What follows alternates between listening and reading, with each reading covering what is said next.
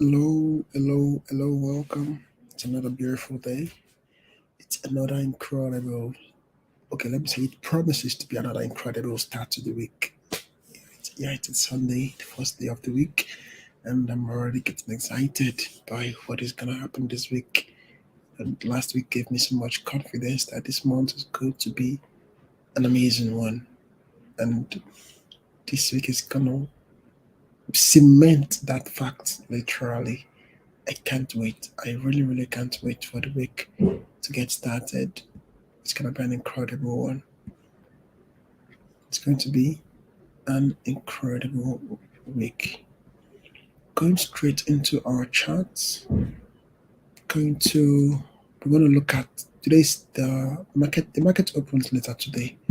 So what we want to do is to quickly see what the market is setting up for us, and we can see how what we can do with that. Okay, so this was where we stopped yesterday on the back test. So we're going to hold it there for now and quickly check out what the market is preparing for us in the upcoming week. Then, then we so with that we'll know what to look out for. We'll know what to work towards in the new week. Okay. So moving on to our favorite chart. Okay, so this is our favorite chart for what we do. Let's clear the chart. Let's clear the chart. I think we can clear the chart without cause for alarm. Remove it the orange. Yes. So let's start over. As you know, guys, you already know how we roll. We are all about the channel trading strategy. That's all we're all about. We are all about the channel trading strategy. And as you can see, okay, good. So, in fact, I think we're gonna have our first monthly setup. We'll be having our first monthly setup today when it comes to setting pending orders. Today's gonna be our first monthly setup, and I want to believe you guys must have already noticed why that is. I want to believe you must have already noticed why that is so. Okay, as you can see, the price is approaching the upper limit. What do we do when we're approaching the limit? We set pending orders to take advantage. Absolutely, absolutely. We set pending orders to take advantage of that move. So now that we have a beautiful approach for our upper limit, a pending order to take advantage of that is in order, is due. It is due, absolutely due. So that's what we're gonna have right now. Now, talking about stop loss for this pending order. Now, this is going to be our first monthly trade, so we're gonna have to we're basically charting a new part here. We're literally charting a new part. So I think we can have our stop loss in this area. Okay, or not.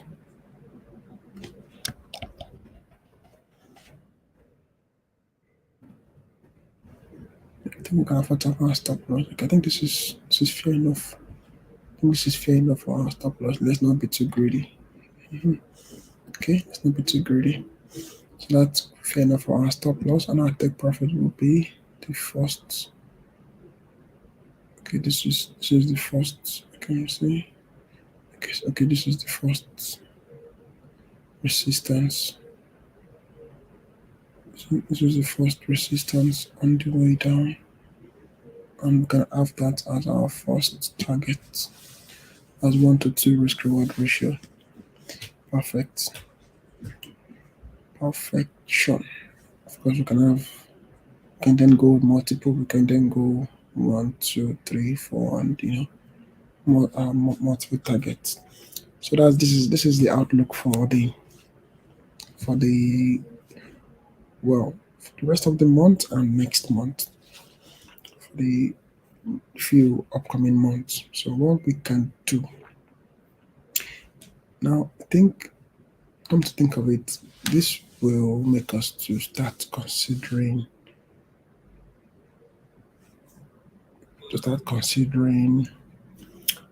having different accounts for different time frame trading. Okay, because I don't think we will want to use the same account we used to trade our 1 minute time frame to trade a 1 month time frame. It's going to be crazy. Yeah, I don't think we want to have that. I don't think we want to have that. Although we can actually try it out. We can actually try it out. All right, we can actually try it out. So what we'll do is to just manage our stock, our lot size. So what we'll do is to manage our lot size to accommodate the difference. Okay. Anyway, we already have a pattern for lot size. 1 minute time frame takes our highest possible lot size. Then gradually, as the time frame increases, the lot size reduces. So we have, let's say we have one lot for 1 minute time frame.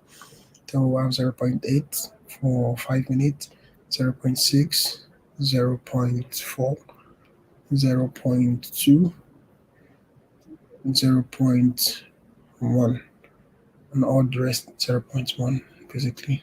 Zero point 0.1, zero point 0.1. Basically, I think that's the general idea when it comes to lot size management. That's the general. It's not every day that we get to take trades on a monthly time frame. The same applies for weekly time frames. They don't happen every day. So when they do happen, yeah, we want to enjoy them. When they do happen, we want to enjoy it. Let me see if we can, if the if okay, good. We actually need to do the zone setup for this chart. Okay, all right. So I think we'll also do that. Okay, we'll do that after the setup. I think we actually done with the setup. All right, we already got ourselves a good trade for this channel for the monthly channel. Now the only reason why I may not want to stop here is because this trade is surely not going to happen anytime soon. At least not today, not tomorrow, most likely not even in the upcoming week. So that's the only reason why still I would have considered still continuing with the setups. But now that we have something else to do, I think we can call that. We can stop here for this session and move on to the next thing we have to do today. Okay, I hope that has been of value to you guys. The point of having channels, of trading with channel strategies, to find a setup. And once you see a setup, then you're good to go. You're good to go. You can either stop there and or move on to the next time frame. But if you want to stop there, then you are in your right. You're doing all right to stop there. So the point is to get a setup to take a trade, not just to draw channels for drawing channels sake. So we got our setup and we're gonna stop right there. Okay, good. Moving on to the next item on the agenda, and that is drawing our zones. That is drawing our zones. Now we had zones on this chart earlier, but over the weeks we realized that our zone was not. We realized that our zone was not as we realized that our zone was not very clean. It was not very effective. It was not very efficient, and that is that is the like I said, that is what happens when you have something to compare with. As when it was just this chart that we had, then we probably wouldn't even notice the inadequacies of the zones. But because we had another chart with another set of zones, and we saw how efficient, how accurate those ones were. In comparison, the zones we had on this chart became worse than they probably actually were, you know. And that's the should I say benefit of being in a good environment, because you have something good to compare with. You have high standards to match up with. But if you're unfortunately in a bad environment, then you're actually not doing well, but because you're doing above average of that environment, you would think you're a superstar. You would think you're doing incredible well, until you step until you move into the city and you realize that you were just, you know, a, a village star, more or less. So, yeah, the, it's good. It's good that we had the opportunity for context. Okay, good. So the first thing you want to do when you want to draw your zones is to change your chart to a line chart. You want to change it from candles chart to a line chart. And the reason is because the line chart works with just the closing prices for that particular time frame. And the closing prices are one of the most important points. The closing prices are one of the most important points in price action in the market. All right, so we want to work with the closing prices, and also it makes your chart cleaner. It makes your chart so much cleaner, and you'll be able to see you'll be able to identify the zones you're looking for far better than with candlesticks. With candlesticks, yes, you will still see what you want, but there are a lot of noises, wicks here and there. Yeah, too much noises, and you may end up not getting an accurate interpretation, or should I say, you may end up not getting an accurate enough interpretation. Okay, so now we want to quickly do our zones, but for one reason or the other, okay, I think let me stop share for a bit and to make an adjustment. This, I think something is preventing us from loading our charts properly. So I'm going to address that. I'm going to address that. Then take it from there. Okay, let's try again. Let's try again. Let's try again.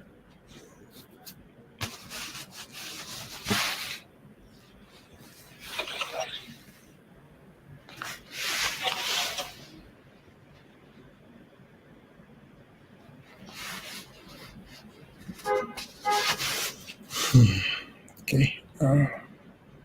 Interestingly, our chart is still not giving us what we want. Our chart is still not giving us what we want. Give me a second to do a final tryout, and once it's once it gives us what we want, I'm gonna share my screen and we can go straight back to doing what we love to do. Okay. All right. So I think we'll be forced to stop there for today. We have at least gotten a critical step when it comes to drawing your zones, and that is changing the chart to a line chart. Changing your chart to a line chart makes it so much clearer for you to work with. And okay, before I go, let's just quickly do something. Before I go, let's do something very fast, and I want to believe that's going to help us gain even more value besides what we gained already. Okay, so this is what we have.